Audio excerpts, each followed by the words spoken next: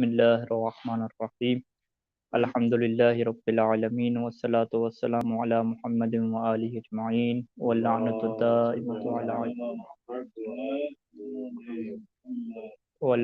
दाइमतु अला अदाइ मुहम्मदिन व आलि मुहम्मद अम्मा बाद वफ़क़नल्लाहु व इय्याकुम लिल इल्मि वल अमलि सालिहीन इंशाअल्लाह तआला क़ाल अल्लाहु तबारक व तआला फ़िल क़ुरआनिल मजीद बिस्मिल्लाहिर्रहमानिर्रहीम व क़ुल अमलू फसयरल्लाहु अमलकुम व रसूलुहु वल मुमिनून वसतरद्दून इला आलिमिल ग़ैबि वश्शहादह फयुनब्बिउकुम बिमा कुंतुम तअमलून सदक़ल्लाहुल अलियुल अज़ीम सल्लु अला मुहम्मद व आलि मुहम्मद।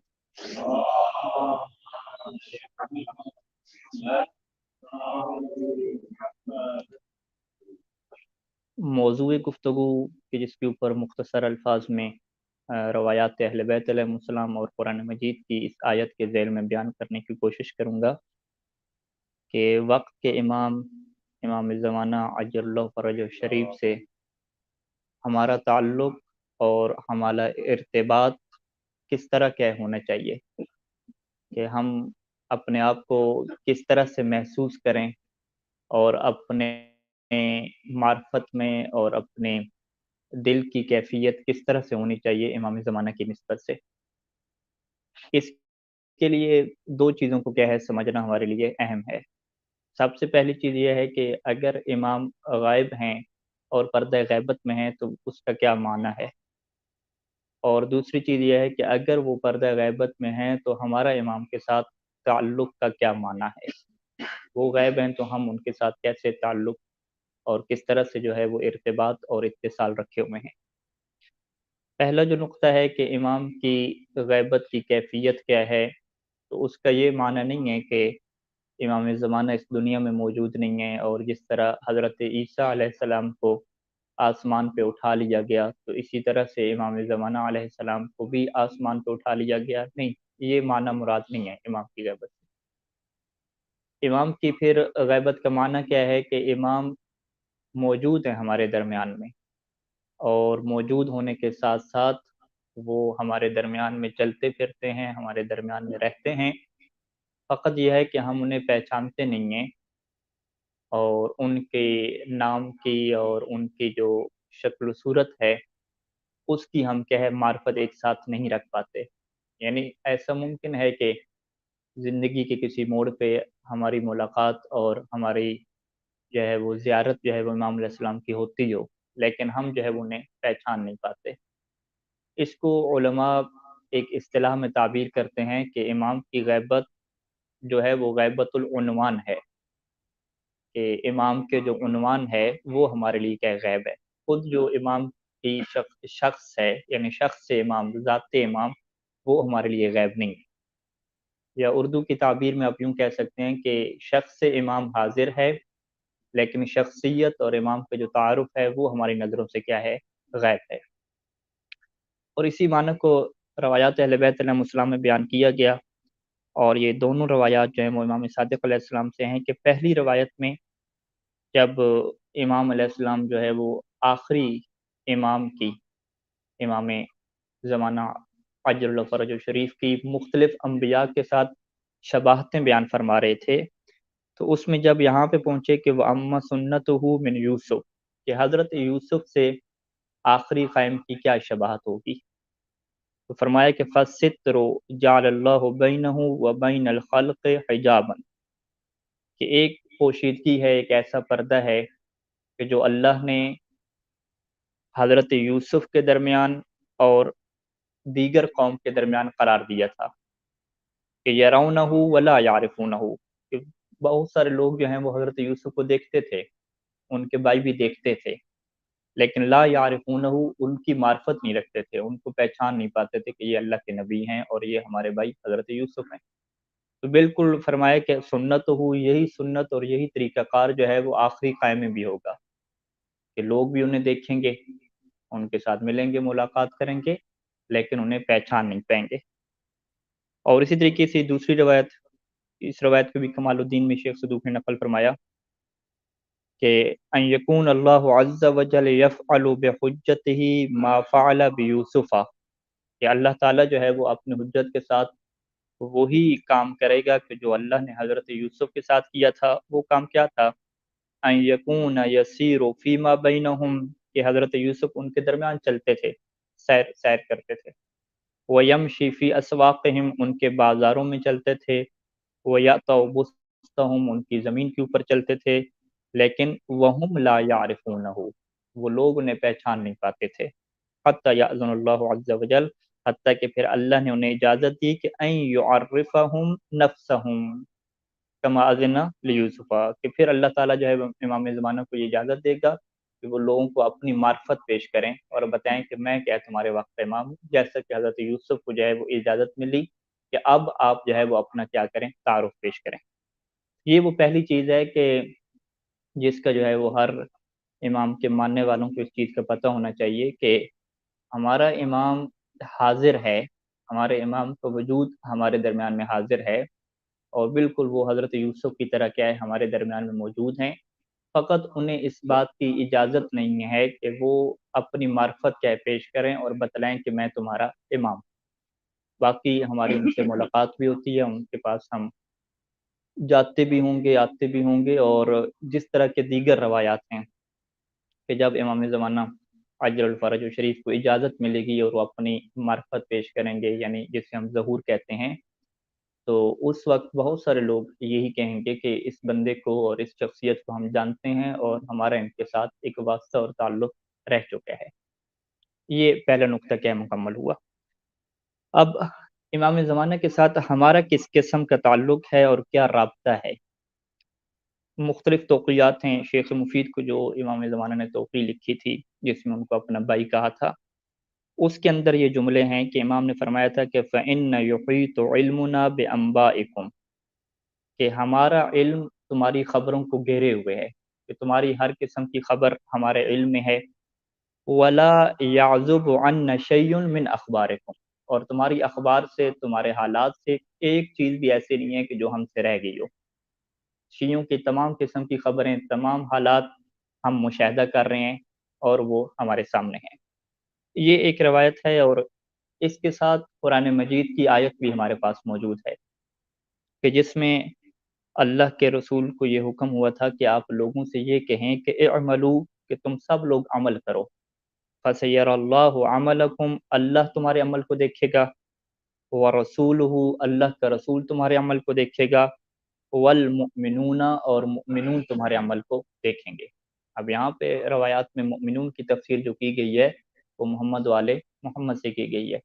کہ ائمہ علیہ السلام جو ہیں وہ شخصیات ہیں کہ جو ہمارے اعمال کو مشاہدہ کرتی ہیں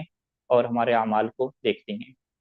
الکافی میں ایک پورا باب جو ہے وہ مرحوم کلینی نے مرتب کیا ہے اسی بات پہ کہ محمد وآل محمد ہمارے اعمال کا مشاہدہ کرتے ہیں اور ہمارا ہر عمل جو ہے وہ ان کے پاس جاتا ہے۔ اس میں ایک روایت چھٹے امام کی ہے کہ جب چھٹے امام تشریف فرما تھے اور لوگوں سے کہہ رہے تھے کہ ما لکم تسؤون رسول اللہ، کہ تمہیں کیا ہو گیا ہے کہ تم اللہ کے رسول کو تکلیف پہنچاتے ہو، تو اس وقت لوگوں نے کہا کہ ہم اللہ کے رسول کو کیسے تکلیف پہنچا رہے ہیں؟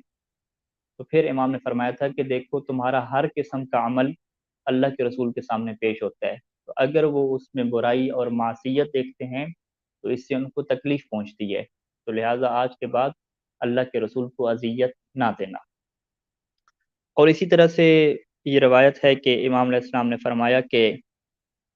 اللہ کے ولاکن رسول اللہ صلی اللہ علیہ وآلہ تعرض علیہ اعمال امتہ،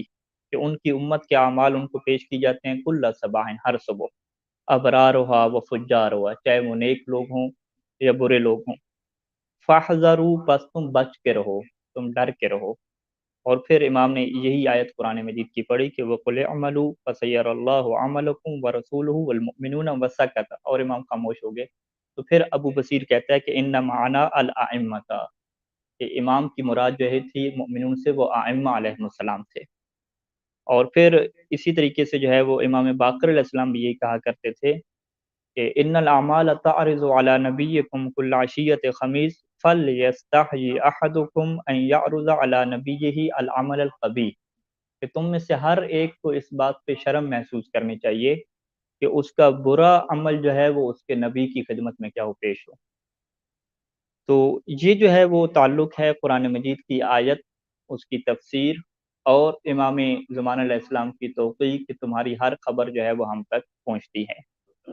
یعنی اب تعلق اور رشتہ ہمارا کیا بنا کہ امام ہمارے درمیان میں موجود ہیں، اور یہ عین ممکن ہے کہ وہ ہم سے ملاقات بھی کرتے ہوں، ہمیں دیکھتے بھی ہوں، کیونکہ ان کی ذمہ داری ہے ہدایت کرنا، اور امام اپنی ذمہ داری کو احسن طریقے سے انجام دے رہے ہیں، فقط اپنا نام جو ہے وہ مخفی رکھ کے۔ اور دوسرا پھر امام کے پاس یہ صلاحیت بھی ہے کہ جو قرآن مجید نے عطا کی ہے کہ امت کے ہر بندے کا عمل جو ہے وہ ان کی خدمت میں بھی پیش ہوتا ہے۔ تو اب یہ وہ منزل آتی ہے کہ جس منزل کو جو ہے وہ محبت کی اور شرم و حیا کی جو ہے وہ منزل کہتے ہیں، کہ جب کسی شخصیت سے ہمیں محبت ہوتی ہے اور ہم اسے چاہتے ہیں، اور ہمارے دل میں یہ یقین پیدا ہو جاتا ہے کہ میرا ہر عمل جو ہے وہ ان کی خدمت میں پیش ہوگا، تو پھر انسان کی زندگی کے حالات، انسان کی زندگی کے اعتبار بدل جاتے ہیں۔ لیکن اس میں ضروری کیا ہے کہ جو قرآن مجید نے کہا تھا کہ ایمان بالغیب کی منزل پہ انسان کیا ہو فائز ہو، یعنی اس کا دل، اس کا وجود اس چیز کو قبول کرے، مانے کہ واقعاً جو ہے وہ امام زمانہ کے پاس میرا عمل جاتا ہے اور وہ میری کسی خبر سے غافل نہیں ہے۔ اس چیز کو اگر دلی طور پہ اس نے قبول کر لیا اور پھر اس کے پاس امام زمانہ کی محبت بھی ہوئی، تو یہ ممکن ہی نہیں ہے کہ اس کی زندگی میں کوئی گناہ باقی رہ جائے۔ اور یہ بالکل ایسی ہے کہ جیسا کہ روایات میں ہے کہ علی علیہ السلام کی محبت گناہوں کو ایسے کھا جاتی ہے کہ جیسے خشک لکڑی کو آگ کھا جاتی ہے، کیونکہ محبت ایک ایسی چیز ہے کہ جو انسان سے بہت کچھ کروا لیتی ہے، جو انسان سے بہت کچھ چھڑوا دیتی ہے۔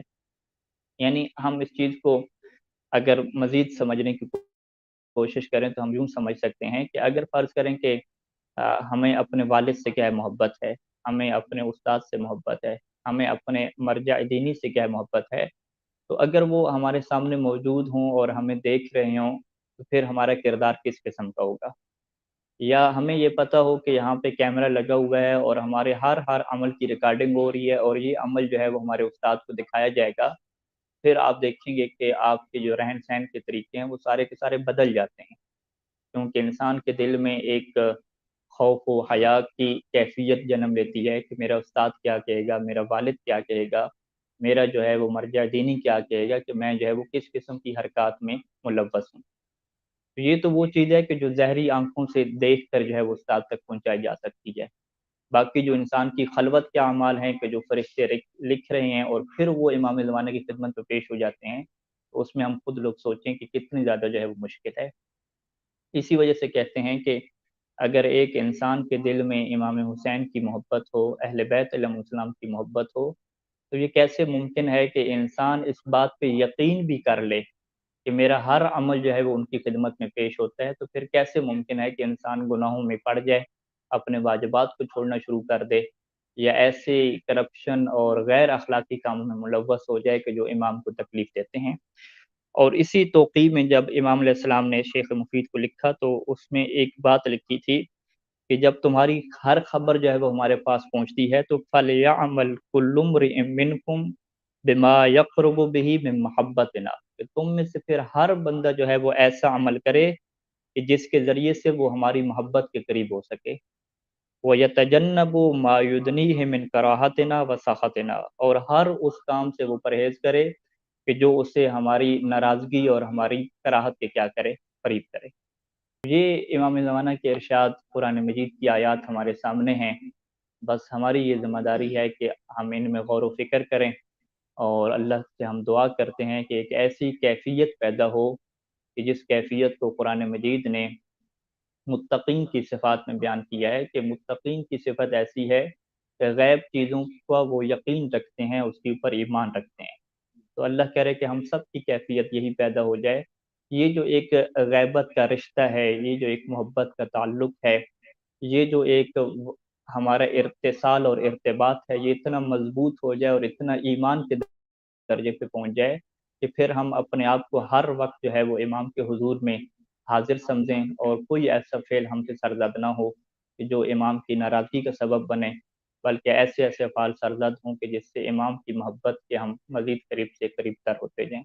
وصلی اللہ علی محمد وآلہ اجمعین. صلو علی محمد وآلہ اجمعین.